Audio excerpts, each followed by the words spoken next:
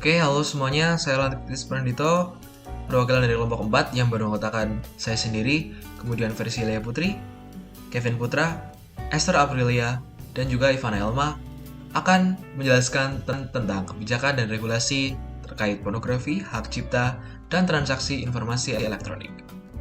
Check this out. Oke, sekarang kita mulai bagian pertama, yaitu pornografi. Apa sih pornografi itu? Jadi, menurut UU 44 tahun 2008, pornografi merupakan segala bentuk fisik yang berupa gambar, sketsa, ilustrasi, foto, tulisan, suara, bunyi, gambar bergerak, animasi, kartun, percakapan, gerak tubuh, atau bentuk pesan lainnya melalui suatu media komunikasi atau secara langsung yang isinya memuat kecabulan, eksploitasi seksual yang melanggar norma kesusilaan dalam masyarakat. Nah, Konsalvo menyatakan bahwa pornografi ini dianggap menguntungkan dalam produksi konten yang dulu itu merana karena munculnya .com pada awal tahun 2000-an.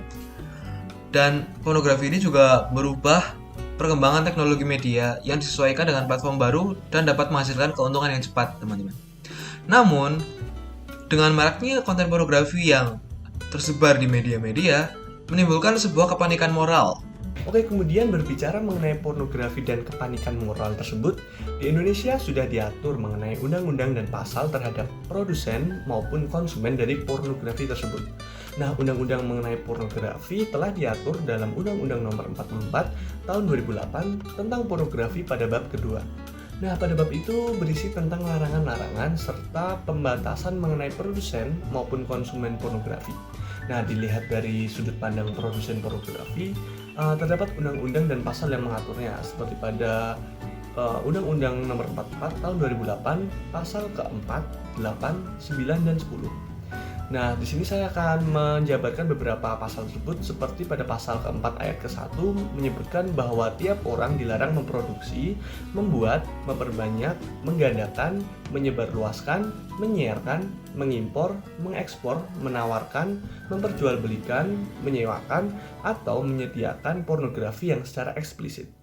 Nah, selain itu pada pasal keempat ayat kedua itu menyatakan kepada masyarakat untuk melarang menyediakan jasa pornografi. Nah, kemudian dilihat dari sudut pandang konsumen pornografi itu sendiri, undang-undang yang mengaturnya di sini itu sama seperti yang atas, yaitu Undang-Undang 44 tahun 2008. Tetapi di sini hanya beda di pasalnya, yaitu pasal kelima, 6, 7, dan 10. Nah, salah satu pasal ini seperti pasal 5 menyatakan bahwa tiap orang itu dilarang meminjamkan atau mengunduh pornografi. Nah, kemudian pada pasal ke-6 menyatakan bahwa tiap orang dilarang memperdengarkan, mempertontonkan, memanfaatkan, memiliki, atau menyimpan produk pornografi. Nah, dari penjelasan mengenai undang-undang tentang pornografi di atas, maka kita dapat menarik benang merah bahwa pornografi merupakan hal yang ilegal jika dilakukan di Indonesia, baik dari produsennya maupun konsumen pornografi tersebut, karena terdapat pasal-pasal dan undang-undang yang mengatur mengenai pornografi tersebut. Oke, pembahasan selanjutnya atau materi selanjutnya yang akan kita pelajari pada pertemuan kali ini adalah mengenai hak cipta atau copyrights. Nah, berbicara mengenai hak cipta, pasti tidak lain dan tidak bukan adalah berbicara mengenai sebuah hasil karya, baik itu dalam bentuk ilmu pengetahuan, seni dan sastra, ataupun program komputer dapat dikatakan sebagai sebuah hasil karya. Untuk mendapatkan pengakuan atas suatu karya yang telah dibuatnya, karya tersebut tentunya harus memiliki manfaat dan nilai guna bagi yang lainnya, ataupun dapat menimbulkan perasaan menyenangkan ketika mereka menikmati hasil karya tersebut, baik itu hanya sekedar melihat ataupun mendengarkan. Seperti contohnya adalah lagu, film, ataupun lukisan. Sedangkan untuk mendapatkan pengakuan atas sebuah karya secara resmi, para pembuat dan pencipta karya tersebut harus mematenkan produk mereka agar mereka mendapatkan penerapan hak cipta, yang kedepannya tidak ada orang yang dengan sengaja atau dengan tidak sengaja mengklaim dan mengakui hasil karya tersebut. Kalau tadi kita udah sedikit ungkit mengenai hak cipta, tapi apakah sebenarnya kita tahu apa sih hak cipta itu? Nah, aku bakal jelasin sedikit definisi tentang hak cipta. Menurut Direktorat Jenderal Kekayaan Intelektual dalam website resminya, dijelaskan bahwa hak cipta adalah hak eksklusif pencipta yang timbul secara otomatis berdasarkan prinsip deklaratif setelah suatu ciptaan diwujudkan dalam bentuk nyata tanpa mengurangi pembatasan sesuai dengan ketentuan peraturan perundang-undangan. Makna dari hak cipta ini sendiri sering diucapkan sebagai sebuah rasa apresiasi terhadap sebuah hasil karya, baik itu benda maupun non-benda. Hak cipta juga dapat dikatakan sebagai penghargaan atau sertifikasi atas kemunculan karya tersebut. Nah, dalam Rantung dijelaskan bahwa hak cipta sangat diperlukan dalam sebuah produk karena hak cipta dapat memberikan perlindungan bagi para penciptanya terhadap hasil kerja kerasnya, sehingga hak atas ciptaannya tersebut dapat dilindungi. Adanya hak cipta ini memberikan motivasi juga kepada para penciptanya untuk lebih memproduksi hasil karya sesuatu yang lebih baik lagi, karena pada dasarnya hak cipta digunakan sebagai alat untuk apresiasi. Hayo, teman-teman tahu nggak sih kalau hak cipta ini punya aturan dan regulasi sendiri loh. Bahkan di setiap negara ini mempunyai aturan yang mengatur tentang hak cipta atau copyrights. Di Indonesia sendiri, hak cipta telah memiliki regulasi dan kebijakannya sendiri yang secara khusus diatur dalam undang-undang maupun pengaturan yang lainnya. Nah, pengaturan tersebut tuh tidak semata-mata muncul dengan sendirinya, akan tetapi dibentuk dan dirumuskan berdasarkan Undang-Undang Dasar 1945, khususnya pada pasal 28C ayat yang pertama, yang berbunyi bahwa setiap orang berhak mengembangkan diri untuk mendapatkan pendidikan dan memperoleh manfaat dari ilmu pengetahuan dan teknologi, seni dan budaya, demi meningkatkan kualitas hidupnya dan demi untuk kesejahteraan umat manusia. Secara ringkas, pasal tersebut bermakna bahwa setiap warga Indonesia memiliki kebebasan atau hak untuk mendorong dirinya agar semakin berkembang dan meningkatkan kualitas hidupnya dengan cara menciptakan suatu karya yang kemudian dipatenkan.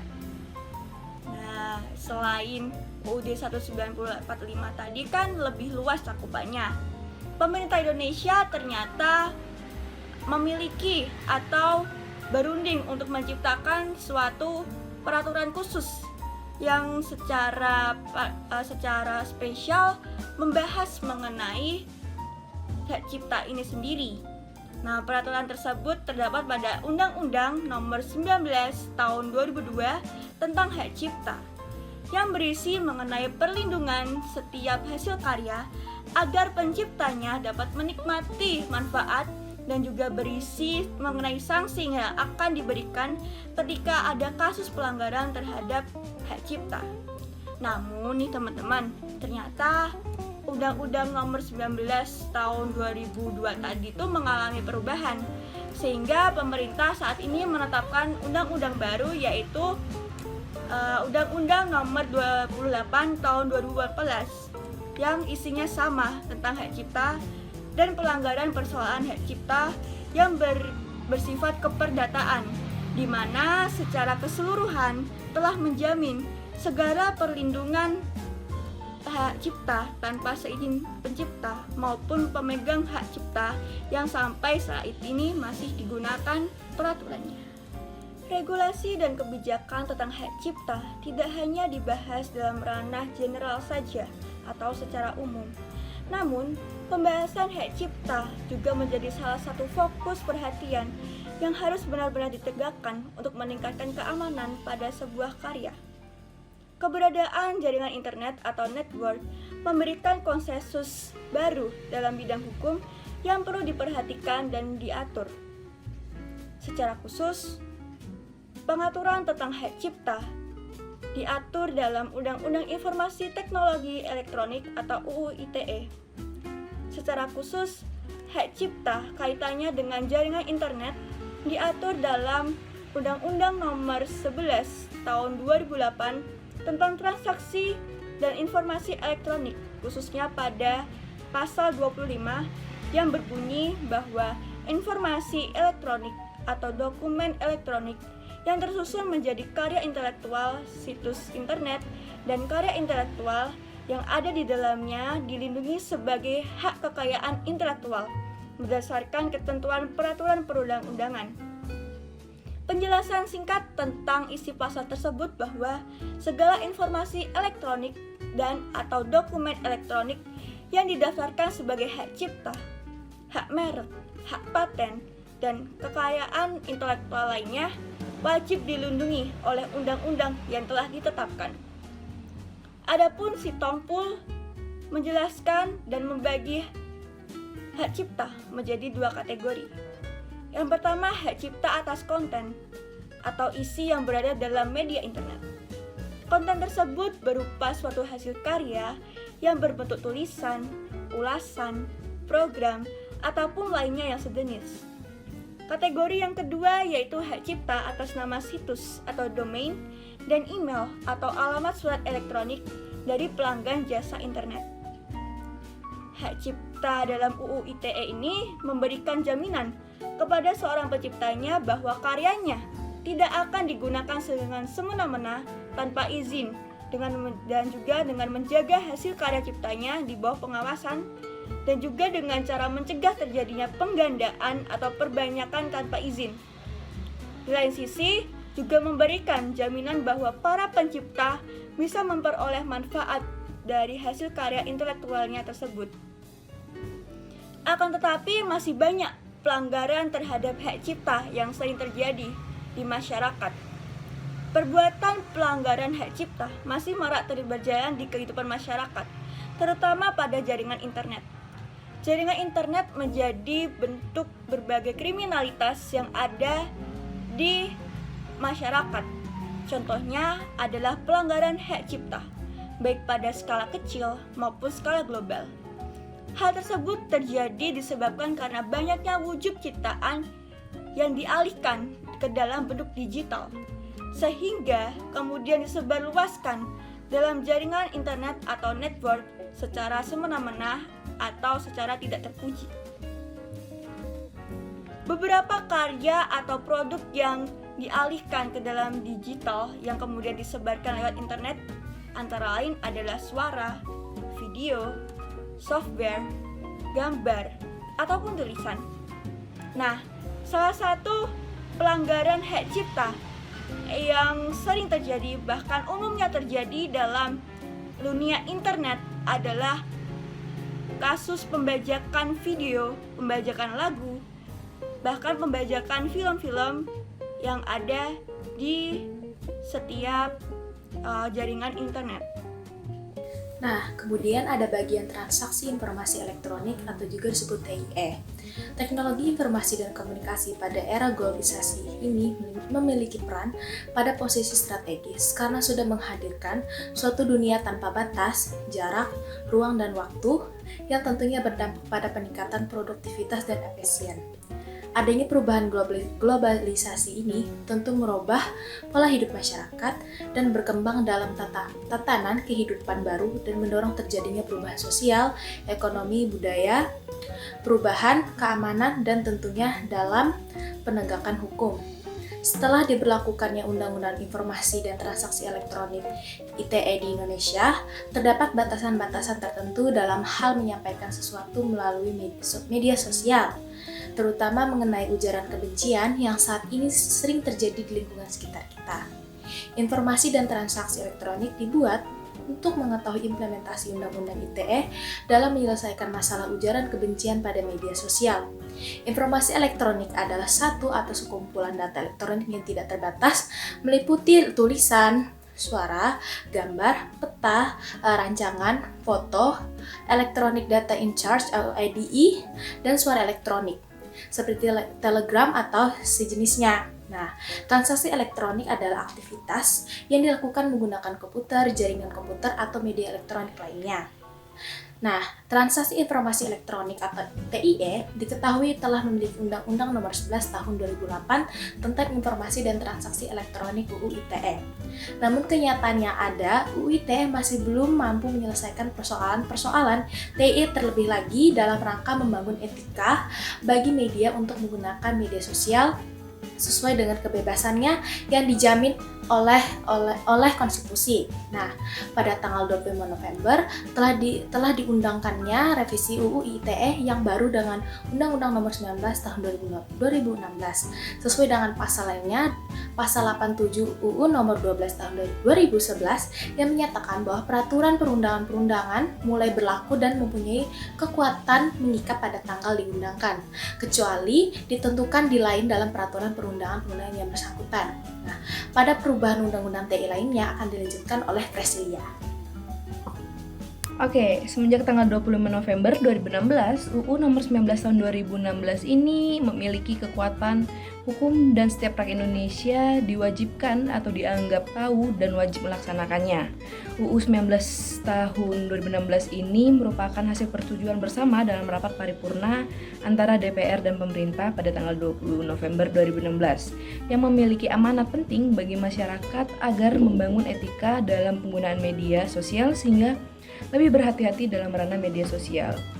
UU 19 tahun 2016 ini berisikan tentang masyarakat dilarang membuat, menyebar, dan menyebarkan informasi yang bersifat tuduhan, fitnah maupun sara yang mengandung kebencian. Dalam UU ini juga diatur bahwa yang bisa dijerat itu bukan hanya yang menyebarkan kebencian, tetapi justru juga yang mendistribusikan dan mentransmisikannya, sehingga para pengguna media sosial itu perlu untuk selalu beretika agar pengguna media tidak mudah menyebarkan informasi yang bisa menimbulkan kebencian terhadap kelompok tertentu.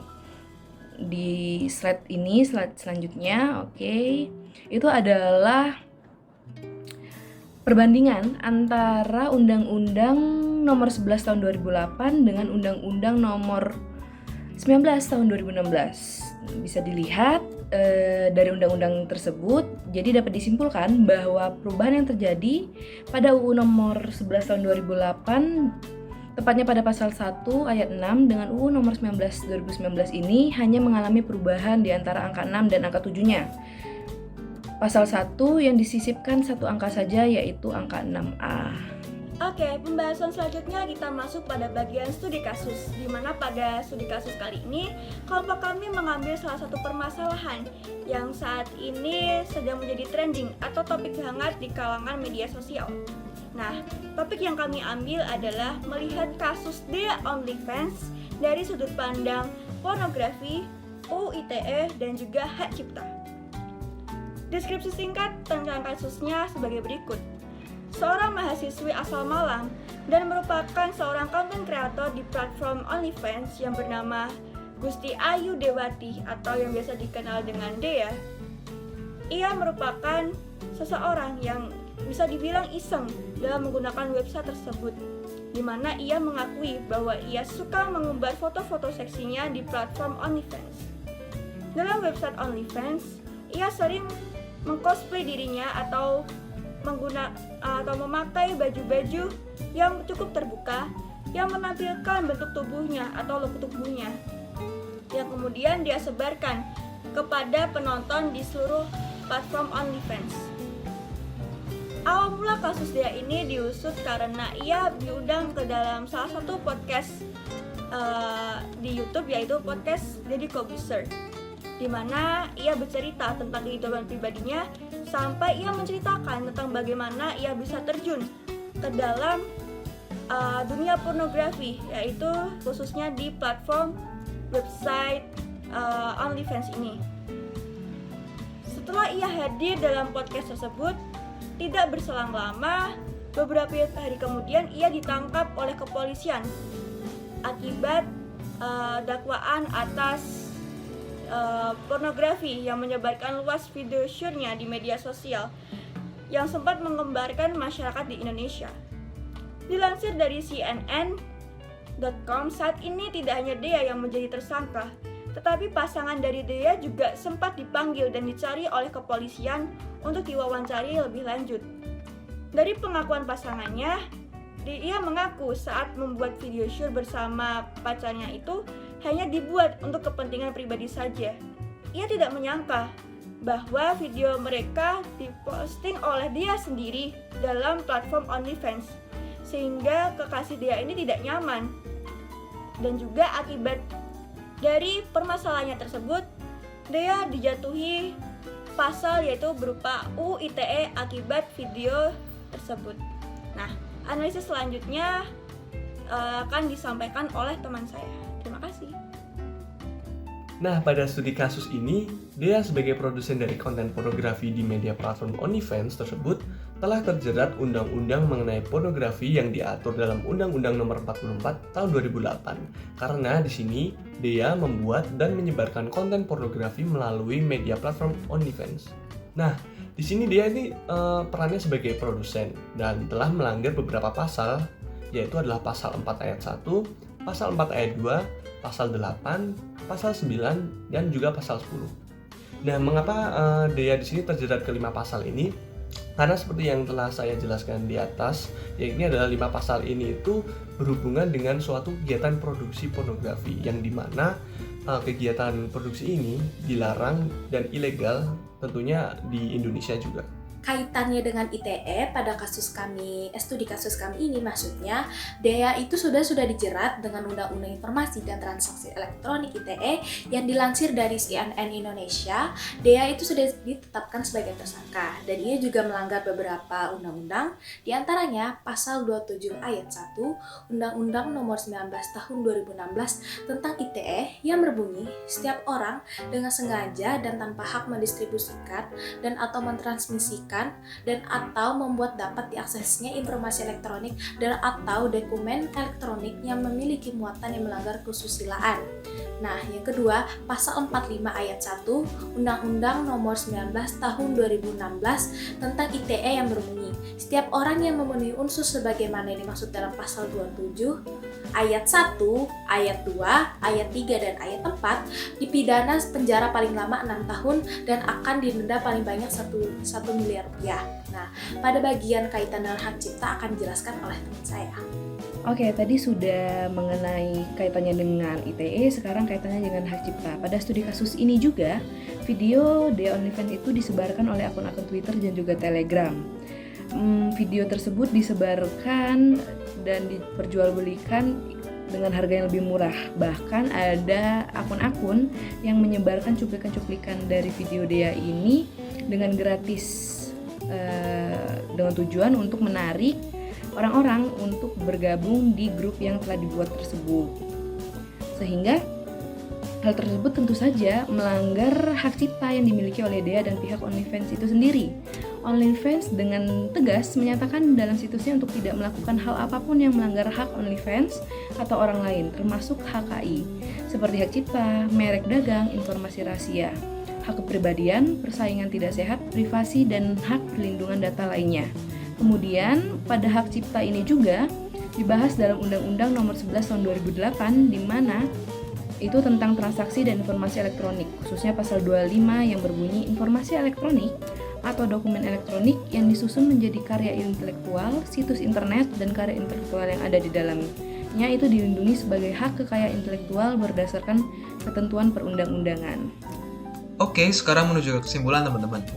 Jadi kesimpulan yang dapat kita ambil dalam materi ini adalah bahwa Indonesia itu merupakan sebuah negara yang memiliki kebijakan dan regulasi khususnya dalam mengatur dan mengontrol penggunaan media bagi para warganya. Beberapa di antaranya adalah aturan mengenai pornografi, ITE, dan juga hak cipta seperti yang sudah kita bahas tadi. Pornografi sendiri telah diatur dalam UU Nomor 44 Tahun 2008. Kemudian ITE diatur dalam UU Nomor 19 Tahun 2016. Dan kemudian yang terakhir hak cipta diatur dalam UU Nomor 11 Tahun 2008. Ketiga aturan tersebut berfungsi untuk mengontrol masyarakat Indonesia dalam bermedia supaya mereka memiliki etika yang baik dan benar.